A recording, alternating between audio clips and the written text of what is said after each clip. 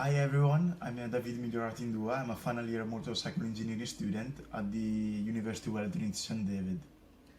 I moved here 4 years ago for my foundation year, and I actually found out about this school through another Italian guy. And as soon as I came over, I found a pretty good environment, and I was quite happy about the choice I made. And it went quite fast because I just finished my dissertation project, and now I'm looking for a job in the motorcycle industry.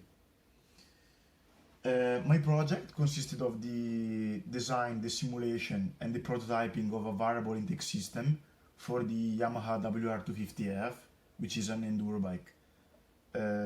Everything started this September, doing some reverse engineering of the OEM JYTR Arbut, and as well doing some engine measurements in the university workshops.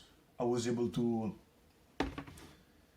get my Ricardo A model working, and as well working with SolidWorks as a design package and as well as a CFD package. I was able to simulate the flow throughout my new design. So the design consisted of four main parts, which are the main airbox, the tube, the trumpet, which is the one inside, which is slide in and out, and the servo motor, which is connected to a gear pinion assembly which drive the whole system. The system is managed by a microcontroller, which is an Arduino board.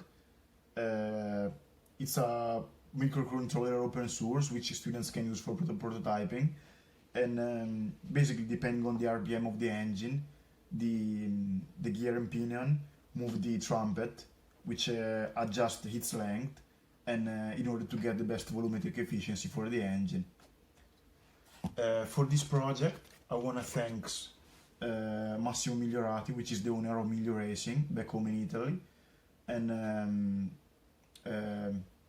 Dylan Jones, which is the owner of Yamaha Off-Road Experience, who was kind enough of giving me a bike for free in order to test the prototype. But because of the coronavirus pandemic, I wasn't able to test it, and so I hope to be able to test it as soon as I can. And last but not least, obviously my supervisor Owen Williams, who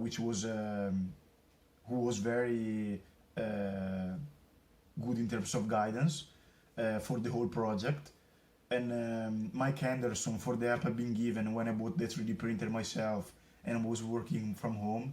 He was kind enough of giving me some tips and helps, and also Peter Engelberg, who gave me the motivation to work from home and keep working.